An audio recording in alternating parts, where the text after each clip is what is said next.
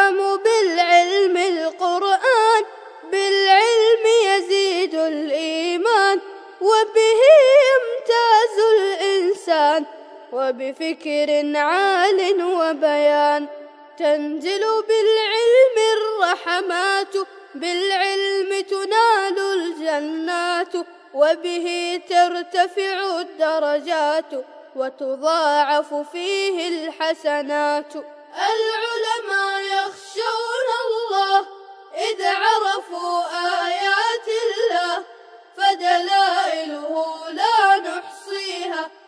الرحمن الرحيم. الحمد لله رب العالمين والعاقبة للمتقين، والصلاة والسلام على سيد الأنبياء والمرسلين سيدنا وحبيبنا وحبيب رب العالمين محمد وعلى آله وأصحابه ومن هدى بهديه إلى يوم الدين.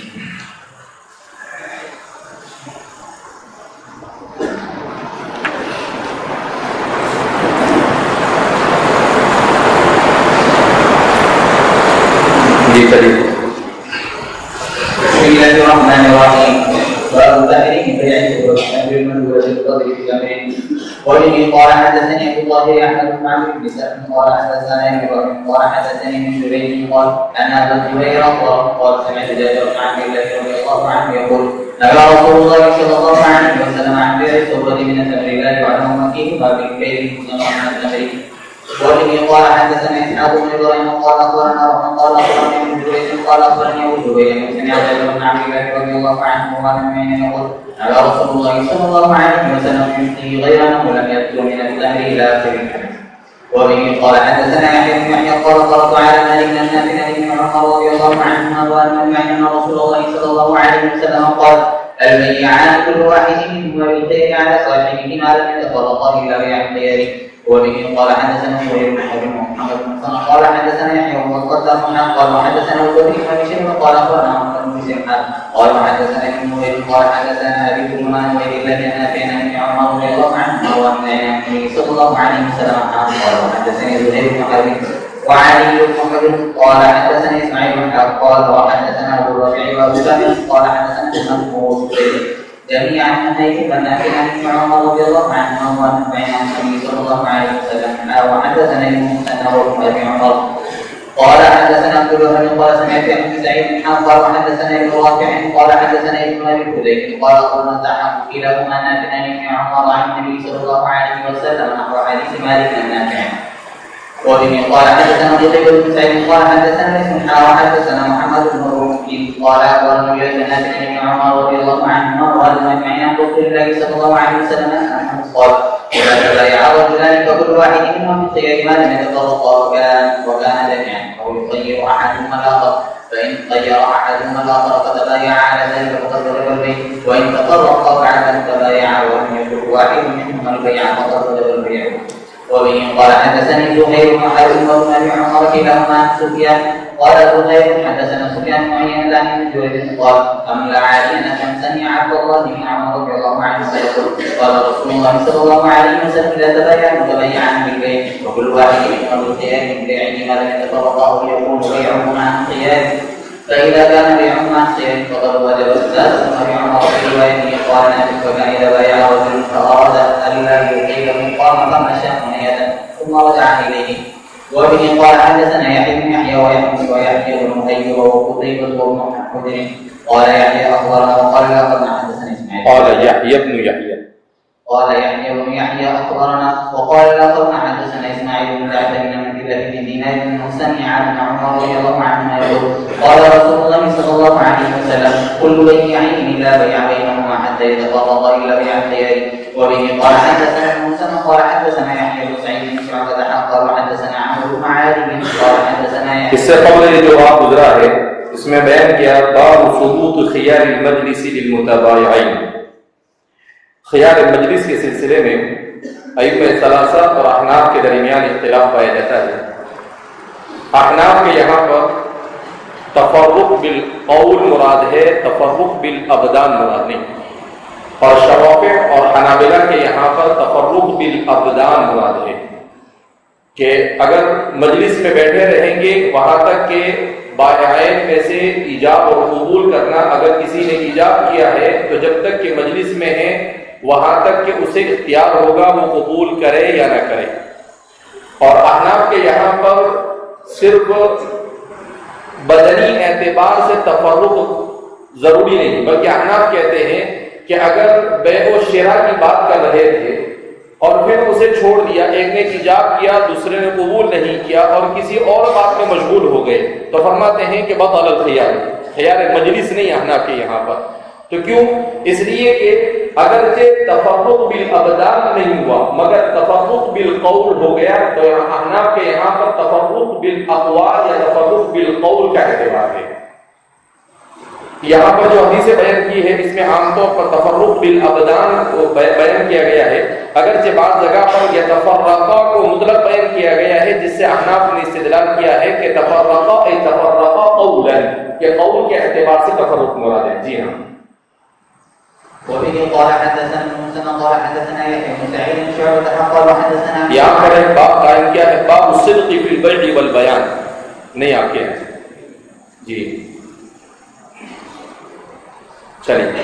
قال حدثنا يحيى بن سعيد عن الرحمن بن مهدي قال حدثنا شعبة قال حدثنا ابن قليل عن عبد الله بن حارث حكيم بن حزام عن النبي صلى الله عليه وسلم قال البيعان بالخيار ما لم يتفرقا فإن صدقا وبيعا بورك لهما في بيعهما وإن كذبا وكتما محقت بركة بيعهما. وبه قال حدثنا عبد المعالي قال حدثنا عبد الرحمن بن مهدي قال حدثنا همام عن ابي التياح قال سمعت عبد الله بن الحارث يحدث الحكيم بن حزام عن النبي صلى الله عليه وسلم مثله قال مسلم بن الحجاج ولد حكيم بن حزام في جوف الكعبة وعاش 120 سنة. تو حکیم ابن حزام کے سلسلے میں ان کا تذکرہ آیا.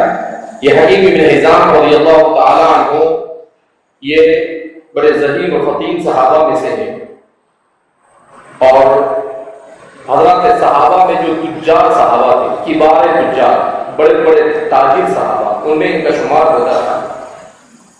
تو فرماتے ہیں ان کے سلسلے میں کہ ولد حکیم بن حزام فی جوف الکعبہ وعاش 120 سنة، کہ حضرت حکیم بن حزام رضی اللہ تعالی عنہ جو اس حدیث کو بیان کر رہے ہیں اور تجارت میں صدق کلامی سے بات کرنے کی بات کو فرما رہے ہیں، تو وہ عین کعبہ یعنی کعبۃ اللہ کے بالکل بیچ و بیچ آپ کی ولادت ہوئی. وعاش 120 سنة، اور 120 سال آپ کی عمر ہوئی. فرماتے ہیں کہ 60 سال اسلام میں اور 60 سال جاہلیت میں آپ نے گزارے. اسی طریقے سے لبید کے بارے میں بھی آتا ہے کہ 70 سال اسلام میں اور 70 سال جاہلیت میں. تو ایسے متعدد لوگ گزرے ہیں جو طویل العمر تھے، اگرچہ محدود چند ہے، انہی میں سے حضرت حکیم بن حزام رضی اللہ تعالی عنہ بھی ہے.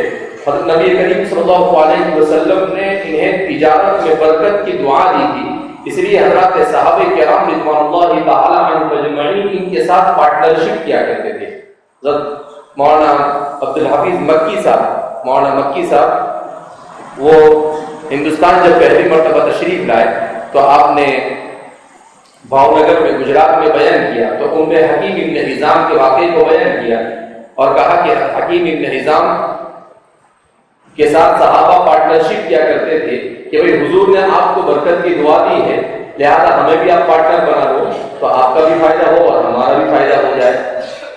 تو وہاں پر کوئی تاجر بیٹھے ہوئے تھے، انہوں نے اس وقت نیت کر لی کہ میں جو بھی تجارت کروں گا آج کے بعد اس میں سے 5 یا 10% حصہ حکیم ابن حزام کے نام پر ہوگا.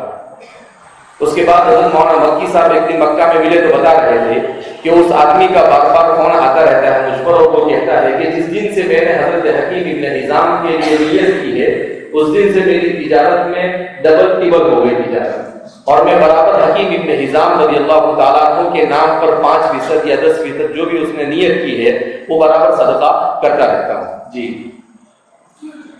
باب من يقطع في البيع. وبه قال حدثنا يحيى بن يحيى ويحيى بن ايوب وقتيبة وابن محمد قال يحيى بن يحيى اخبرنا وقال اخبرنا حدثنا اسماعيل بن جابر بن عبد الله بن دينار بن حسين. یہ مصنف اخبرنا اور حدثنا اسی لیے بیان کرتے ہیں کہ ان کے یہاں پر فرق ہے اخبرنا اور حدثنا. امام بخاری کے یہاں پر فرق نہیں ہے لیکن امام مسلم کے یہاں پر حدثنا اور اخبرنا میں فرق ہے. جی.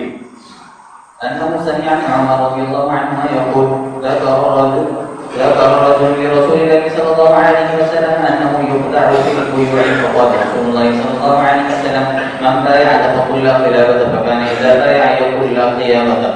ایک صحابی کے سلسلے میں بیان کر رہے ہیں کہ ایک صحابی تھے جن کا نام حضرت حبان ابن منقذ ابن عمرو الانصاری.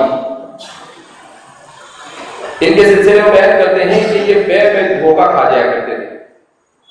ان کو سر میں کوئی چوٹ لگ گئی تھی کسی جہاد کے موقع پر, تو سر میں چوٹ لگنے کی وجہ سے انہیں بھولنے کی بیماری بھی ہو گئی تھی اور بات اچھی طرح سے کسی چیز کو سمجھ نہیں پاتے تھے. تو جب بھی گیا کرتے تھے تو ان کو کچھ نہ کچھ دھوکہ ہو جایا کرتا تھا. تو آپ صلی اللہ علیہ وسلم سے انہوں نے شکایت کی کہ جب بھی میں بے کرتا ہوں تو میں دھوکہ کھا جاتا ہوں. تو فرماتے ہیں آپ صلی اللہ علیہ وسلم نے کہا کہ من بايع فقل لا خيابة, کہ اگر تم کسی کے ساتھ بے کرو تو آپ اس سے کہہ دیا کرو لا خلابة. ایک روایت میں خلابة ای لا خدیعة, یعنی کوئی دھوکہ نہیں ہوگا, اور ایک روایت میں ہے لا خیابة. دونوں کے معنی ایک ہی بیان کیے جاتے ہیں, خیابہ اور خلابہ کے, اس کے معنی دھوکہ, کہ کوئی دھوکہ نہیں ہوگا. فکان اذا بايع يقول لا خيابة, تو جب بھی وہ بے کرتے تھے تو وہ کہا کرتے تھے کہ بھائی دھوکہ نہیں ہوگا. تو فرماتے ہیں کہ اسی وجہ سے ان کے یہاں پر جب بھی وہ کسی سے بے کرتے تھے تو انہیں خیار حاصل ہوتا تھا, اور اسی خیار کی وجہ سے 3 دن تک وہ سوچنے کا موقع لیتے تھے تاکہ اور بھی دوسرے لوگوں سے اس سلسلے میں کیا کر لے, رائے لے لے, اور پھر اس کے بعد سامنے والے کو کہتے تھے کہ بھائی اب میری بے کام کرنا چاہتا ہوں یا کام کرنا نہیں چاہتا ہوں. جی. وبه قال حدثنا ابو بكر بن ابي شيبه قال حدثنا وكيع قال حدثنا سفيان قال وحدثنا محمد بن سنه قال حدثنا محمد بن جعفر قال حدثنا شعبة كلاهما عن عبد الله بن دينار بهذا الاسناد مثله وليس في حديثهما فكان اذا بايع يقول لقيابة. باب النهي عن احناف اور شوافع کے یہاں پر یہ اس صحابی کے ساتھ خاص تھا, یہ حکم خاص ہے. اور مالکیہ اور حنابلہ کے یہاں پر فرماتے ہیں کہ اگر غبن ہو تو اس کو استعمال کر سکتا ہے. اگر کوئی آدمی بے میں بڑا دھوکہ کھا جاوے تو وہ اس خیار کو استعمال کر سکتا ہے. گویا انہوں نے اسے عموم پر محمول کیا ہے کہ وہ صحابی کی خصوصیت نہیں ہے بلکہ عموم پر محمول ہے, مگر احناف اور شوافع نے اس کو خصوص پر محمول کیا ہے کہ یہ اسی صحابی کے ساتھ خاص تھا, اس کے علاوہ کسی اور کو نبی کریم صلی اللہ علیہ وسلم نے یہ بات بیان نہیں کی. جی. باب النهي عن بيع الثمار قبل بلوغ صلاحها بغير شرط القطع. وبه قال حدثنا يحيى بن يحيى قال قرأت على مالك عن نافع عن ابن عمر رضي الله عنهما وأجمعين أن رسول الله صلى الله عليه وسلم نهى عن بيع الثمار حتى يبلغ صلاحها أنها البائع والمبتاع. وبه قال حدثنا ابن نوير قال حدثنا من قال حدثنا عبيد الله عن نافع عن ابن عمر رضي الله عنهما عن النبي صلى الله عليه وسلم بمثله. وبه قال حدثني علي بن محمود السعادي وزهير بن حرب قال حدثنا اسماعيل عن ايوب عن نافع عن ابن عمر رضي الله عنهما وعن اجمعين ان رسول الله صلى الله عليه وسلم نهى عن بيع النقد حتى تزهو وعن السكر حتى يبيض ويقال العاهه ونهى البائع والمشتري. وبه قال حدثني زهير بن حرب قال حدثنا جرير بن يحيى بن سعيد عن ابن عمر رضي الله عنه وعن قال قال رسول الله صلى الله عليه وسلم لا تبتعوا الثمر حتى يبلغ صلاحه. یہ مستقل ایک باب ہے, باب النهي عن بيع الثمر حتى يبلغ صلاحها, کہ بدوء صلاح سے پہلے پھلوں کو بیچ سکتے ہیں یا نہیں. تو یہ مسئلہ مختلف بھی ہے احناف اور ائمہ ثلاثہ کے درمیان. ائمہ ثلاثہ کہتے ہیں کہ حدیث پاک میں چونکہ حضور نے فرمایا نہا عن بیع الثمر حتى يبدو صلاحا, کہ بدوء صلاح سے پہلے بے جائز نہیں ہے, لہذا اس بنا پر ائمہ ثلاثہ کے یہاں پر پھلوں کے قابل استعمال ہونے سے پہلے اس کی بے جائز نہیں.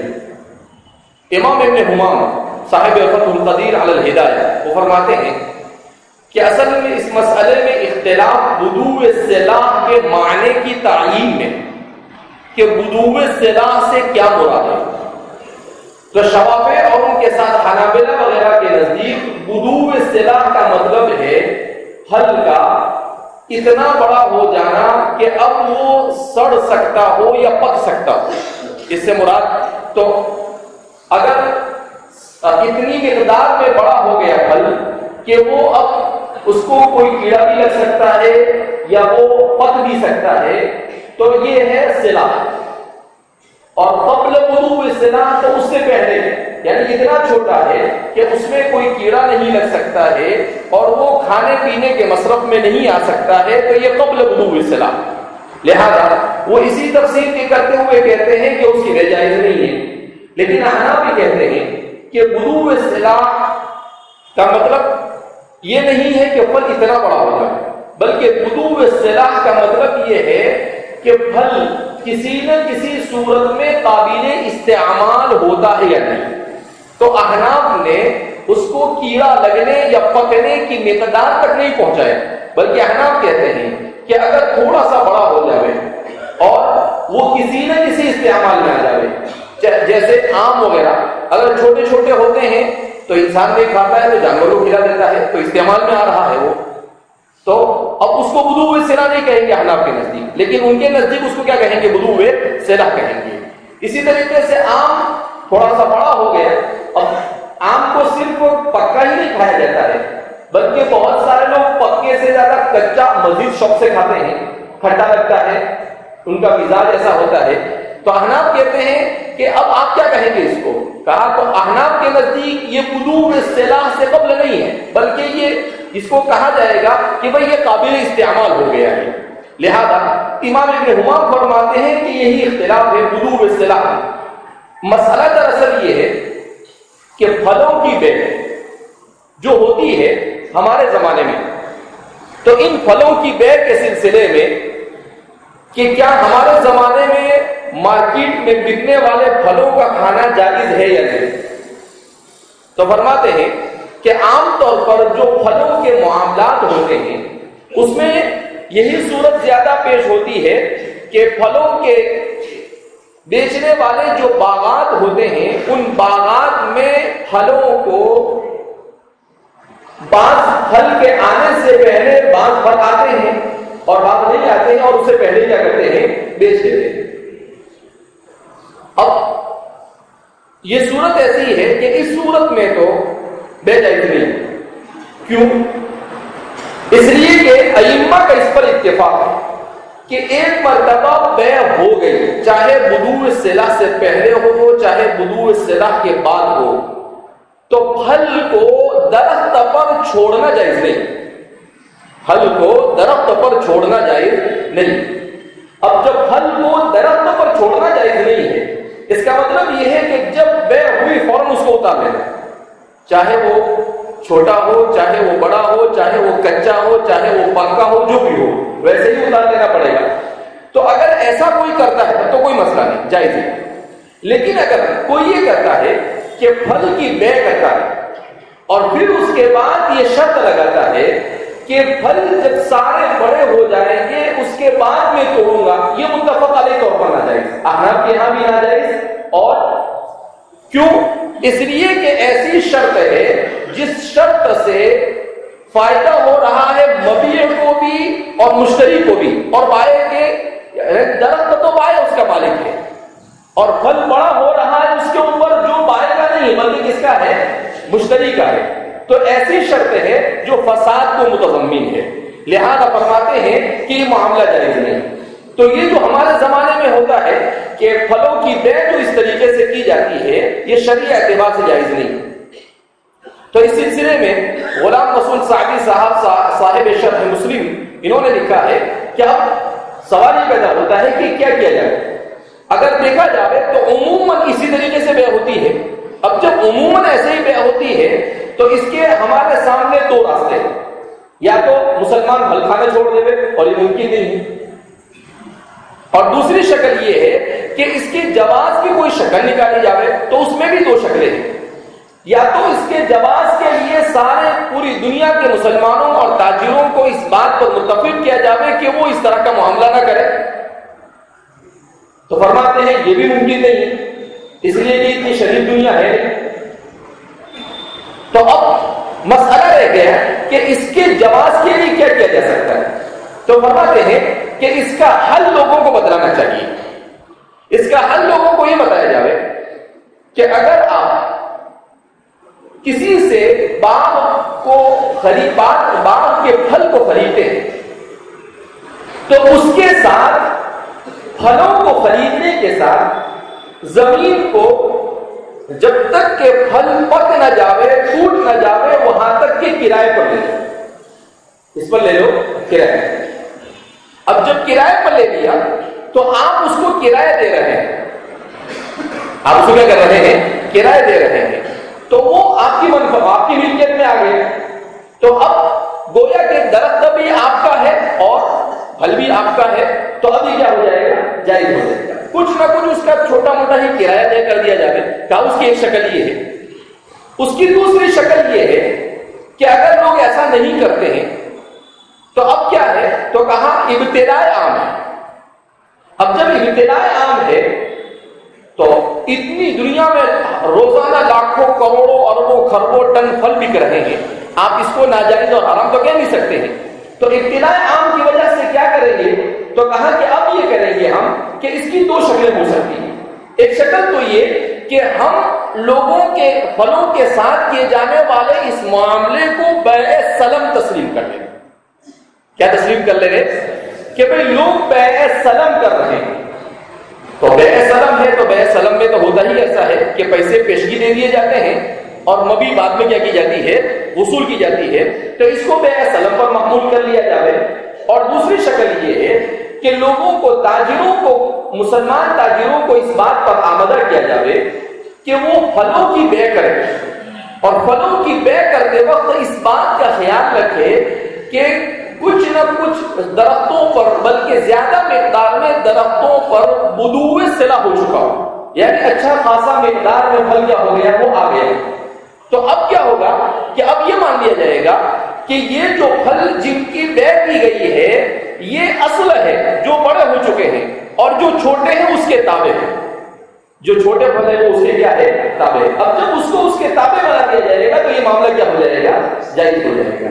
تو کہا ابتلاء عام کی وجہ سے یہ شکلیں نکالی جا سکتی ہے، ورنہ لوگوں کو یہ کرنا چاہیے کہ جس طرح سے شریعت نے بیان کیا ہے، شریعت کے بیان کردہ جو اصول ہے اس کے مطابق اگر لوگ کرتے ہیں تو بہت ہی اچھا ہے، لیکن لوگ نہیں مان رہے ہیں تو اب دل کے بہلانے کو غالب یہ خیال ہی اچھا ہے کہ بھائی ٹھیک ہے اب یہ ایسا کر لیا جائے، اس لیے کہ کھانے سے، ہر مسلمان کو کھانے سے بچانا بھی مشکل ہے۔ تو کہا کہ اس طریقے سے اس صورت کو نکال کر اس کا جواز ابتلاء عام کی وجہ سے فراہم کیا جا سکتا ہے۔ بہرحال اچھی بحث کی انہوں نے اور بڑے اچھے انداز میں بات کو سمجھانے کی کوشش کی ہے۔ فجزاہ اللہ خیرا، اللہ انہیں جزائے خیر عطا فرمائے۔ جی ہاں۔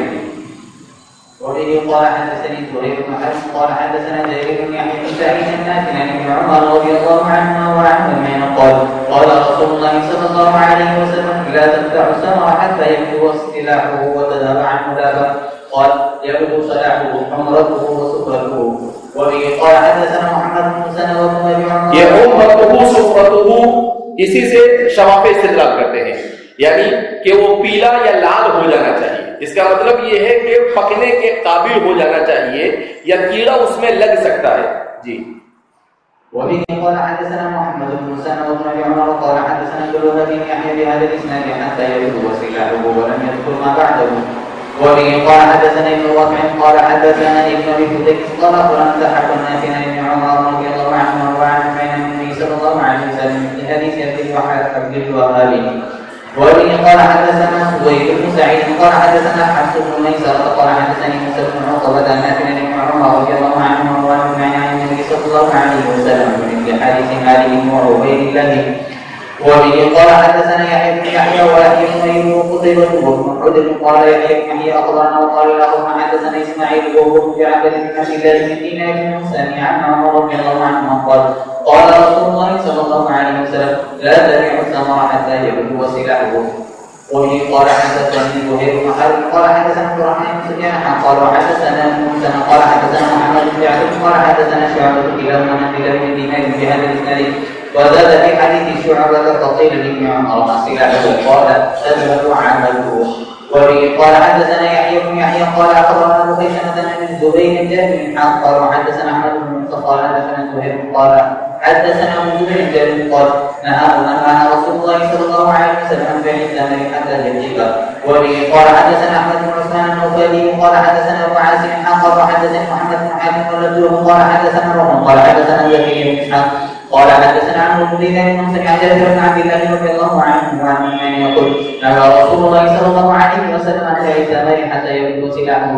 وبه قال حدثنا محمد بن سلمة بن بشير قال حدثنا محمد بن جعفر قال حدثنا شعبة بن عمرو بن مرة بن البختري قال سألت ابن عباس رضي الله عنهما عن بيع النخل فقال نهى رسول الله صلى الله عليه وسلم عن بيع النخل حتى يأكل منه أو يؤكل منه وحتى يؤكل. قال فقلت ما يؤذن فقال رجل عنده حتى يؤذن. وبه قال حدثني ابو كريم محمد بن علي قال حدثنا محمد بن فضيل عن ابي عن ابن ابي نعم عن ابي هريره رضي الله عنه وعنه قال رسول الله صلى الله عليه وسلم لا تبتعوا الثمار حتى يبدو سلاحها. باب تحريم بيع الرطب بالتمر الا بالعرايا.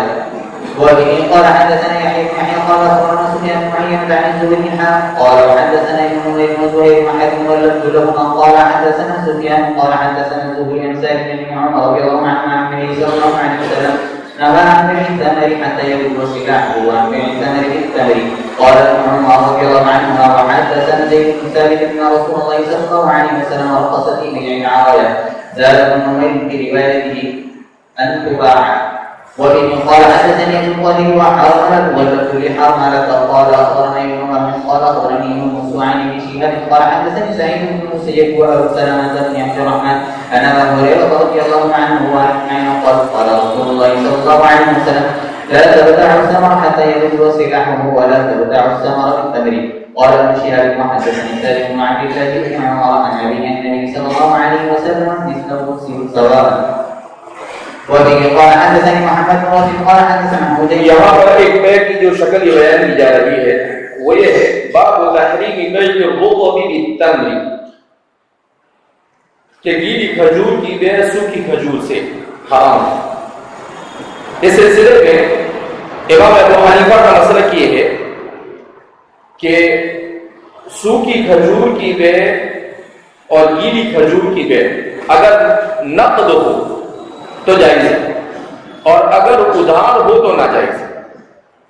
اور اس سلسلے میں امام ابو حنیفہ زید بن عیاش رضی اللہ تعالیٰ عنہ کی ایک تابعی ہے حضرت سعد بن ابی وقاص رضی اللہ تعالیٰ عنہ کے حوالے سے حدیث کو نقل فرماتے ہیں. تو اس حدیث میں انہوں نے صاف کہا ہے کہ بالنصیحتی کا اضافہ کیا ہے. تو امام صاحب فرماتے ہیں اس کا مطلب یہ ہے کہ رطب کی بے تمر سے ادھار جائز نہیں. امام صاحبین فرماتے ہیں کہ نہ نقد جائز ہے اور نہ ادھار جائز ہے. ائمہ ثلاثہ کا بھی یہی رجحان ہے. البتہ امام صاحب فرماتے ہیں کہ اس میں یہ فرق اس لیے کہ اگر رطب کی بے تمر کے ساتھ کی جا رہی ہے تو یہ دونوں کے دونوں چیزیں ایک دونوں کیا ہے ایک. اب جب دونوں ایک ہے تو دونوں کے ایک ہونے کی وجہ سے اگر نقد دونوں کو عدل بدل کیا جا رہا ہے تو کوئی حرج نہیں. کبھی زیادتی نہیں ایسی کوئی چیز نہیں ہے تو کوئی حرج نہیں. جیسے گیہوں میں اگر آدمی کرے یا چاول میں کرے کہ ایک کے پاس باسمتی ہے اعلیٰ والا اور ایک کے پاس تھوڑا اس سے کم والا اور وہ آپس میں اگر بدلتے ہیں تو کوئی حرج نہیں. تو کہا اسی طریقے سے یہاں پر بھی کوئی حرج نہیں.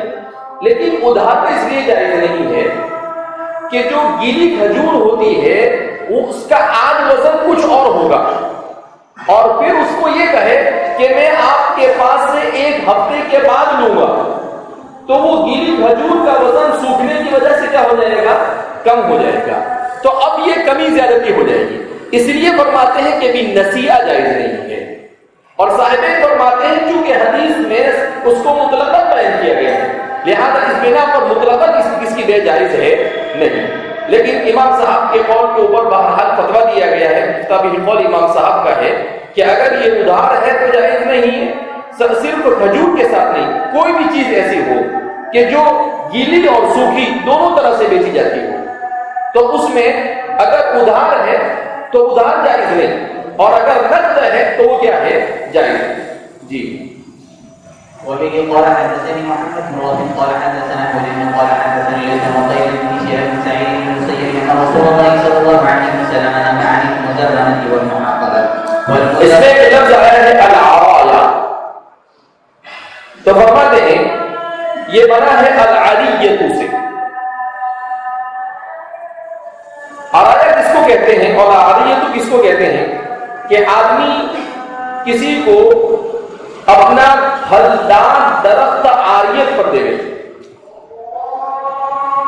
کیا مطلب عاریت پر دینے کا؟ کہ وہ اسے یہ کہے کہ یہ پھلدار میرا درخت ہے، اس درخت کا پھل آپ کو عاریتن دیا جاتا ہے، یعنی ہدیتن دیا جاتا ہے، کہ اس درخت پر جو بھی پھل آئے گا وہ آپ کا ہوگا. تو عرایا یعنی ہدایا. تو فرماتے ہیں کہ آپ صلی اللہ علیہ وسلم نے کہا کہ ہاں اگر رطب اور تمر کی کوئی بے کرتا ہے، اور وہ بے نہیں بلکہ وہ کہتا ہے کہ میں آپ کو ہدیے کے طور پر دیتا ہوں، تو ہدیہ ہے، بلا عوض ہے، تو اس کے جواب اس کا تو یہ جائز ہے. اس طریقے سے ہدیے کے طور پر تبادلہ کرنا کیا ہے؟ جائز، لیکن بے کرنا اس کی جائز نہیں. جی. والمزابنة أن يباع ثمر النخل بالتمر، والمحاقلة أن يباع زوج القمح واستقرار لركب القمح. قال وأخبرني سالم بن عبد الله بن رسول الله صلى الله عليه وسلم أنه قال لا تبتعوا الثمر حتى يبدو سلاحه ولا تبتعوا الثمر بالتمر. وقال سالم أخبرني عبد الله عن زيد بن ثابت بن رسول الله صلى الله عليه وسلم أنه رخص بعد ذلك في بيع العارية بالرطب أو بالتمر ولم يرخص في غير ذلك. وبه قال حدثنا يحيى بن يحيى قال قرأت على مالك بن عمر رضي الله عنه عن زيد بن ثابت رضي الله عنه وعن أن رسول الله صلى الله عليه وسلم رخص لصاحب العارية أن يبيعها بخرصها من التمر. وبه قال حدثنا يحيى بن يحيى قال أخبرنا سليمان بن بلال بن يحيى بن سعيد قال أخبرني نافع عن سمع عبد الله بن عمر رضي الله عنه وعن أن زيد بن ثابت حتى سألنا رسول الله صلى الله عليه وسلم رخص في العارية يأكلها أهل البيت بقصية تمر يأكلها أو تمر. وبه قال حدثنا محمد بن مسلم قال حدثنا عبد الله قال سمعت يحيى بن سعيد يقول أخبرني نافع بهذا الإسناد مثله. وبه قال حدثنا يحيى قال أخبرنا هشيم بن يحيى بن سعيد بهذا الإسناد غير أنه قال والعارية النخل تجعل للقوم ويبيعونها بخرصها تمرا. وبه قال حدثنا محمد بن رمح بن المحارب قال أخبرني يحيى بن سعيد النافع عن بن عمر قال حدثني زيد بن ثابت أن رسول الله صلى الله عليه وسلم رخص في بيع العارية بخرصها تمرا. قال يحيى العارية أن يشتري الرجل ثمر النخلات الطعام يعني رطبا بخرصها تمرا. وبه قال حدثني ابن نمير قال حدثنا عبيد الله قال حدثني نافع بن عمر رضي الله عنه زيد بن ثابت رضي الله عنه وعن ان رسول الله صلى الله عليه وسلم رخص في العراية تباع بخرصها كيلا. وحدثنا ابن مسلم قال حدثنا يحيى بن سعيد عن عبيد الله في هذا الاسناد وقال ان توقف بخرصها. وبه قال حدثنا ابو ربيع وابي بكر قال حدثنا محمد بن حاتم قال وحدثني علي بن حجر قال حدثنا علي بن حجر قال حدثني اسماعيل كلاهما عن يوحنا في هذا الاسناد ان رسول الله صلى الله عليه وسلم رخص في بيع العراية بخرصها. وبه قال حدثنا عبد الله بن مسلم قال حدثنا سليمان يعني الذي لا يحيى وهو ابن سعيد بن بشير بن يسار بعد عن بشير بن يسار بعد يسأل رسول الله صلى الله عليه وسلم من أهل دارهم منهم سهل بن أبي حسنة أن رسول الله صلى الله عليه وسلم نهى عن بيع الثمر بالتمر وقال ذلك الربا تلك المزابنة عن بيع الثمر بالتمر. پہلے تمر ہے اور پھر تمر ہے، دو جگہ تمر نہیں. جی. نهى عن بيع الثمر بالتمر وقال ذلك الربا تلك المزابنة إلا أنه رخص في بيع العارية النخلة والنخلتين يأكلها أهل البيت بخرصها. یہ دیکھو یہ ہے عاریہ. آپ صلی اللہ علیہ وسلم کے اس حدیث میں صراحتاً اس کا ذکر ہے کہ عاریہ میں کیا ہوتا ہے کہ ایک دو درخت کی بات ہوتی ہے کہ بھئی یہ ایک دو درخت ہم نے آپ کو اس کا پھل آپ لے سکتے ہیں اور آپ مجھے اس کے بدلے میں دینا. تو کہا یہ اس لیے کہ لوگ وہاں پر یہ معاملہ کرتے تھے اور ابتلاء عام تھا، تو اس ابتلاء عام کی وجہ سے یسیر میں آپ نے رخصت دے دی، لیکن کثیر میں رخصت نہیں۔ الرخصت فی الیسیر، رخصت کس میں ہے؟ یسیر میں۔ اما الکثیر فلا رخصت فی، تو کثیر میں رخصت نہیں ہے، اور اس کی وجہ خود نبی کریم صلی اللہ علیہ وسلم نے فرمایا کہ نہا عن بیع التمر بالتمر وقال ذلک الربا، یہ کمی زیادتی ہوتی ہے اور یہ ربا ہے، جس کو ربا الفضل کہا جاتا ہے، جس کا دوسرا نام ربا الحدیث بھی ہے، تو اس لیے آپ صلی اللہ علیہ وسلم نے اس سے منع فرمایا۔ جی النقلة والنقلتين يأخذها أهل البيت بقصدها ثم يأكلونها أو رطبا. وبه قال حدثنا قتيبة بن سعيد قال حدثنا ليس قال حدثنا ابن روم قال أخبرني ليس عن يحيى بن سعيد عن بشير بن يسار عن رسول الله صلى الله عليه وسلم أنه قالوا رقص رسول الله صلى الله عليه وسلم في بيت العالية بقصدها تمرا. وبه قال حدثنا محمد بن موسى وإسحاق بن إبراهيم وابن أبي عمر جميعا عن الثقفي قال سمعت يحيى بن سعيد يقول أخبرني بشير بن يسار بعد أصحاب رسول الله صلى الله عليه وسلم من أهل ذلك أن رسول الله صلى الله عليه وسلم نهى، فذكر بمثل حديث سليمان بن بلال بن يحيى غير أن إسحاق وابن مسند على مكان ربا الزبنة، وقال ابن أبي عمر الربا. وحدثنا عمرو بن ناقد وابن نوير قال حدثنا سفيان بن عيينة عن يحيى بن سعيد بن بشير بن يسار بن سهل بن أبي حاتم عن النبي صلى الله عليه وسلم نحو حديثه. وبه قال حدثنا أبو بكر بن أبي شيبة وحسن الحلواني قال حدثنا موسى عن الوليد بن كثير قال حدثني بشير بن يسار مولى بني حارثة أن ربيع بن خالد وسهل بن أبي حسنة حدثه أن رسول الله صلى الله عليه وسلم نهى عن المزابنة الثمر بالثمر إلى أصحاب العرايا بينهم. آگے مستقل اس کا باب بیان کر رہے ہیں مزابنہ کا، اس لیے وہاں پر اس کی تفصیل جانیں گے۔ وبه قال حدثنا عبد الله بن مسلمة المقعنبي قال حدثنا مالك بن عقار وحدثنا يحيى بن يحيى ولده قال قلت لمالك حدثك داود بن الحسين عن ابي سفيان مولى بن ابي احمد عن ابي هريره رضي الله عنه وعن ان رسول الله صلى الله عليه وسلم رقص في بين العرايا بتفسير دون 5 أوسق او في 5 يشد له قال 5 او دون 5 قال نعم. وبه قال حدثنا يحيى بن يحيى قال قرأت على مالك بن ابن عمر رضي الله عنه وعن ان رسول الله صلى الله عليه وسلم نهى عن المزابنة، والمزابنة بيع الثمر بالثمر كيلا وبيع الكرم بالزبيب كيلا. وبه قال حدثنا ابو بكر بن ابي شيبه ومحمد بن عبد الله بن نمير قال حدثنا محمد بن مسلم قال حدثنا عبيد الله ان عبد الله اخبره ان النبي صلى الله عليه وسلم نهى عن المزابنة، والمزابنة بيع الثمر بالثمر كيلا وبيع العنب بالزبيب كيلا وبيع الزرع بالحنطة كيلا. وحدثنا ابو بكر بن ابي شيبه قال حدثنا ابن ابي زاهد عن عبيد الله بهذا الاسناد مثله. وبه قال حدثني يحيى بن معين وهارون بن عبد الله وحسين بن عيسى. یہ حدیث میں لفظ گزرا ہے فی ما دون 5 أوسق، تو وسق کتنے کا ہوتا ہے؟ تو فرماتے ہیں کہ وسق یہ 60 ساع کا ہوتا ہے ایک وسق، اور نبی کریم صلی اللہ علیہ وسلم کے زمانے میں جو آساع نبوی جس کو کہا جاتا تھا، اس کو جب اس زمانے کے اعتبار سے گرام کے اعتبار سے دیکھا گیا تو فرماتے ہیں کہ 3000 گرام کا ایک سا ہوتا تھا۔ تو اس طرح سے 5 أوسق تكون 300 ساع، تو فتكون 300، تو اس کا مطلب یہ ہے کہ 9000 گرام، 9000 گرام، 9000 گرام کا ایک وسق، 9000 گرام کے 5 وسق ہوں گے، 9000 گرام کے 5 وسق ہوں گے، تو 1000 گرام کا 1 کلو ہوتا ہے نا، تو 9000 گرام کے کتنے کلو ہوئے؟ 9 کلو ہوئے۔ تو اس کا مطلب کیا ہوا کہ فالخمسة الأوسق، تو 5 وسق کا مطلب کیا ہے، کتنے ہوتے ہیں؟ فالخمسة الأوسق تكون 300 ساع فتكون 300 ساع رابعها، تو فرماتے ہیں کہ 45 ہو جاتا ہے، کتنا ہوتا ہے؟ 45 کلو۔ تو 5 اوسق کتنا ہوتا ہے؟ یہ 45، اس لیے کہ 9 کلو کا ایک وسق ہوا، اس کو 5 سے ضرب دو تو کتنا ہو گیا؟ 90 کا آدھا کتنا ہوا؟ 45. جی ہاں. وبه قال حدثني يحيى بن معين وهذا بن عبد الله وحسين بن ميسر قال وحدثنا ابو اسامه قال حدثنا عبيد الله بن نافع عن عمر رضي الله عنه قال نهى رسول الله صلى الله عليه وسلم عن المزابنه والمزابنه بيع ثمن نقد. یہاں پر باب قائم کیا ہے؟ باب النہی عن المزابنہ، بیع مزابنہ سے منع کیا گیا ہے.